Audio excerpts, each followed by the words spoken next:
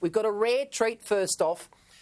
We've recruited one of the best editors in the country. He edits the Courier-Mail. The Courier-Mail played an absolutely integral role in bringing the Olympic Games to Brisbane in 2032. Of course, I refer to Chris Jones. Welcome, Chris Jones. Now, we've got the front page of the Courier about to come up, and I know there's a 32-page insert in tomorrow's paper which essentially details how we won the bid, but also, the facilities, the infrastructure, what's likely to occur now in Brisbane and southeast Queensland, Gold Coast, Sunshine Coast, over the next 11 years. Take us through our time to shine, why you came up with that front page head.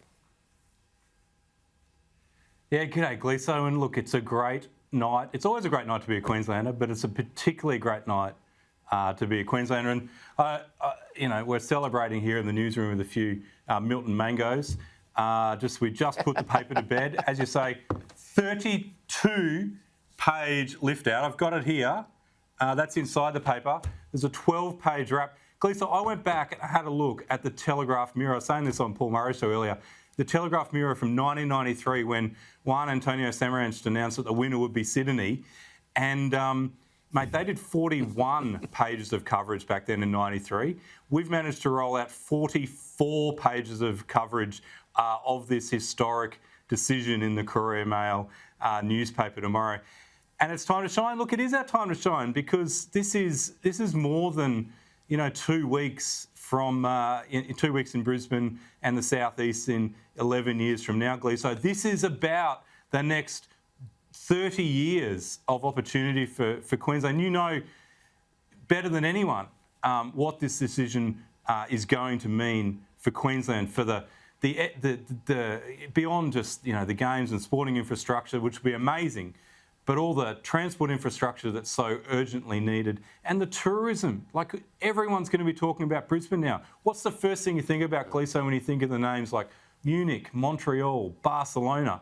You think Olympics. That's going to be Brisbane Olympics, and we're going to have all these amazing scenes doing the rounds on TV overnight internationally as they announce this decision, showing the reef and the rainforest and our beaches. And everyone's going to go, I can't wait for this pandemic to be over. The first trip I'm going to book is going to be to this place called Queensland. You cannot overstate what a huge night this is for Brisbane and for Queensland, Gleeson. And Chris, we know that this was a team effort. We know that from the Prime Minister down, the Premier, we know there's been a bit of argy-bargy. We know there was even discussions in Cabinet that they may not proceed with this. But I want you to take our viewers through the role that the Courier-Mail played as early as 2014 in making sure that this was front and centre and that the government had the support of the biggest newspaper in town. How important is that? And I got a text earlier tonight from a very, very senior executive in this city, in Brisbane, and he said that in the Courier-Mail's 175-year history, no bigger compliment than its championing of the 2032 Olympic Games. I think in terms of significance, this is, our most significant campaign. And, we're newspaper people, right? We don't like to talk ourselves up. We tell other people's stories, and we love to do that. We're shy back a bit from telling our own story, but we should tell our own story on this one, Gleeson. And you've led a lot of this reporting.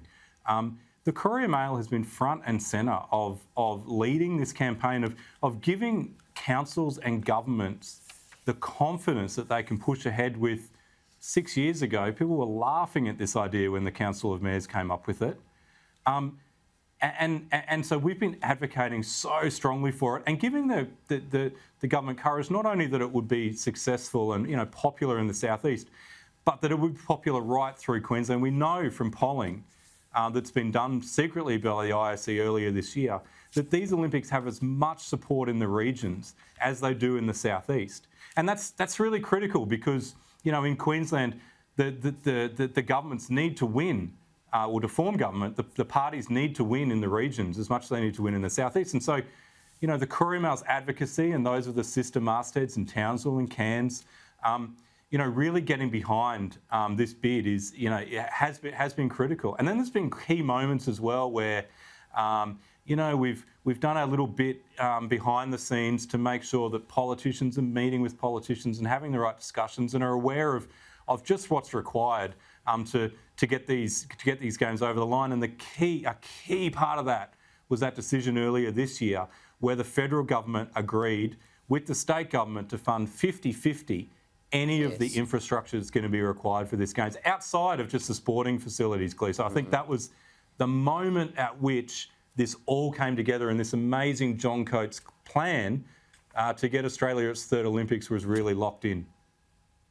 Yeah, and as you know, I was in Lausanne in September 2019, and I can tell you now, Thomas Bach, who basically runs the show, the IOC, he was incredibly buoyed and bullish about the bipartisanship that was being shown at that point. Now, as I said, there's been a few rocky situations along the way, but the show of unity publicly today, and of course in the last 6 months, has been extraordinary. Chris Jones, enjoy that beautiful glass of beer that you're having there, and thank you for joining us tonight. I know it's been one of those very, very busy nights as an editor where, you know, these are once-in-a-generation stories, and I'm sure you'll look back on this, you know, with great fondness.